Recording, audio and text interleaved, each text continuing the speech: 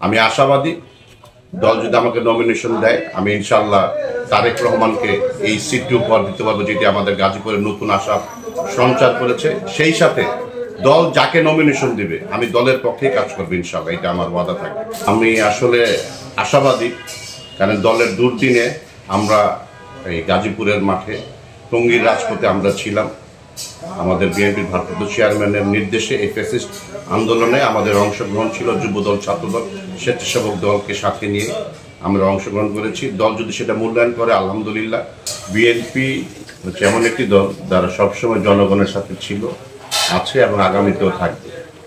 আমাদের বিএনপির ভারপ্রাপ্ত চেয়ারম্যান আগামীর বাংলাদেশ জনাব তারেক রহমান যে 31 দফা দিয়েছেন তার মূল অর্থই হচ্ছে জনগণকে সম্পৃক্ত করা, সকল কাজে জনগণ যাতে অংশগ্রহণ করে। বিগত দিনে যেটা দেখা যায়নি, এই ফ্যাসিস্ট হাসিনার আমলে জনগণকে বিচ্ছিন্ন করে রাখা হয়েছিল।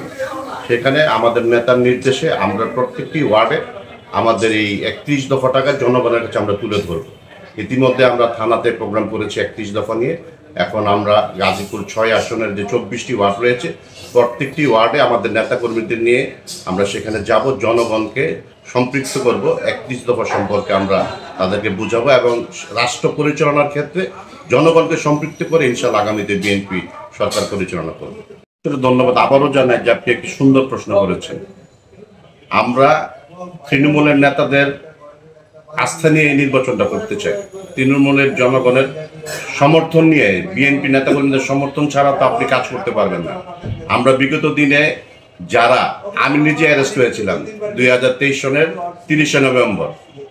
আমি আল্লাহর রহমতে আপনাদের দোয়ায় সকল যারা নেতাকর্মী ওই সময় জেলখানায় যারা বন্দী হয়েছিল তাদের খোঁজ নিয়েছি, তাদেরকে আইনি সহায়তা দিয়েছি, পরিবারের খোঁজ নিয়েছি। সেটা আমি যখন কাশিমপুর জেলখানায় যাই সেটা অব্যাহত ছিল। তা আশা করি আমার সাথে দুর্দিনে যারা যে সকল নেতাকর্মী আমার সাথে ছিল এখনো কিন্তু আমাদের সাথে তারাই আছে। অনেকের সাথে আমরা হাইব্রিড দেখতে পাচ্ছি, কিন্তু আল্লাহর রহমতে আমাদের সাথে কোনো হাইব্রিড নেতা নেই। কারণ একটা নেতা কখন সাফল্য অর্জিত হয় যখন তার কর্মীরা ভালো থাকে। তা আমি কর্মীহীন নেতা আমি হতে চাই না। আমি কর্মীদেরকে নিয়ে ইনশাআল্লাহ গাজীপুর আসনে এগিয়ে যাব, এটা আমার প্রত্যাশা।